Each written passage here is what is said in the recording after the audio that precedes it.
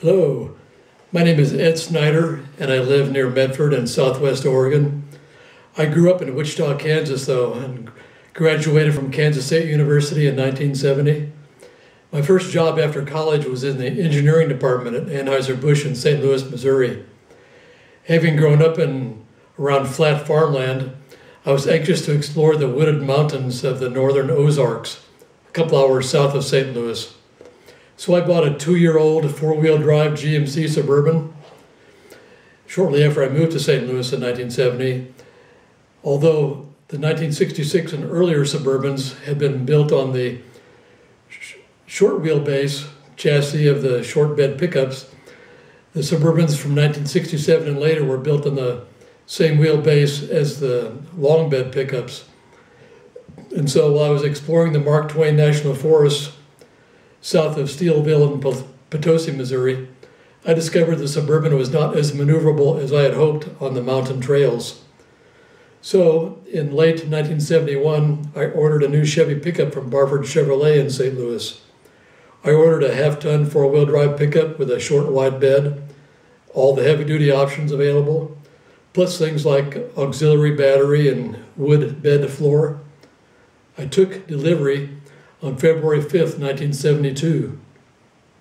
Thanks to an agreement that Anheuser-Busch had negotiated with Barford, I got the truck for $100 over dealer's cost, $3,960.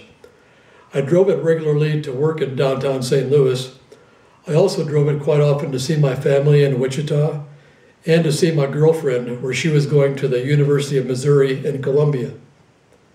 Shortly after taking delivery of the pickup, I installed a cab-height white fiberglass canopy, twin saddle tanks for extended range, a Hickey Sidewinder winch, and 9.75 by 16.5 steel wheels with 12 by 16.5 mud and snow tires. I got those mail order from Dick Seepeck in California. At the time, there was nothing else like it in St. Louis, so it got a lot of attention. A lot of people mistook it for being a Blazer due to the white fiberglass canopy and the short wheelbase. A coworker and good friend of mine actually ordered a Blazer at the same time I ordered my pickup. The two trucks were even the same color, sort of a copper color, similar to a penny. We went on a lot of camping trips together. Before taking a closer look, a lot of people thought we were driving twin Blazers. After my wife graduated from Mizzou in June of 1973, we got married on July 7th. The next day, we took off on our honeymoon trip in the Chevy pickup. We planned on camping the whole way and spent the first night in our tent on the shore of a lake in Iowa. A big thunderstorm blew up in the middle of the night. The wind was so strong and the rain was so hard that it blew the tent down and soaked everything in it. We gathered everything up as fast as we could and threw it in the back of the truck. We spent the rest of the night trying to sleep in the cab of the truck. Not a good way to spend the first night of a honeymoon. Things improved after that, though, as we continued our way north. Not having a specific route in mind, we decided to see how far north the roads went. We crossed the border into Canada and continued heading north. We finally ran out of pavement at Peace River, a town in northern Alberta.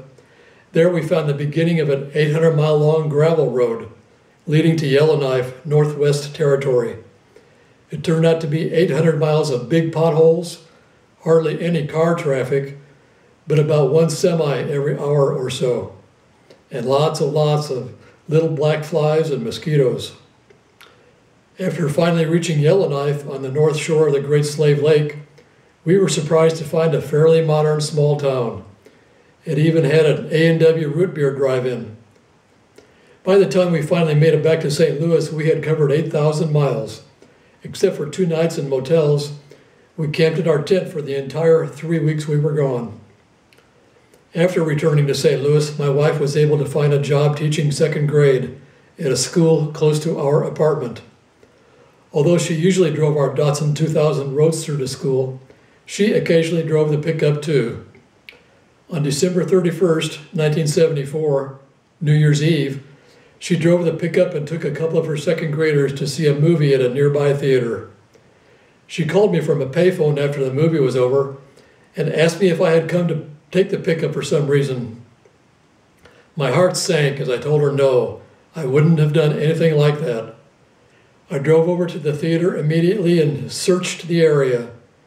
The truck was long gone, though, with no sign of broken glass where the pickup had been parked. I had taken the truck to a GMC dealership near where I worked a week or two before for some service work. I had noticed while there that they hung the keys for the vehicles being serviced on a board on the wall in an unattended room, and remembered being a little concerned about that. So I've always believed that someone there at the dealership liked my truck so much that they had a key made, took note of my address, and followed the truck one day until it was parked unattended, and then made off with it. The police were no help, telling me I was just another number on their long list of stolen vehicles. To the best of my knowledge, the truck was never recovered. In a little less than 3 years, I had driven it 46,000 miles. I've always wondered what became of it.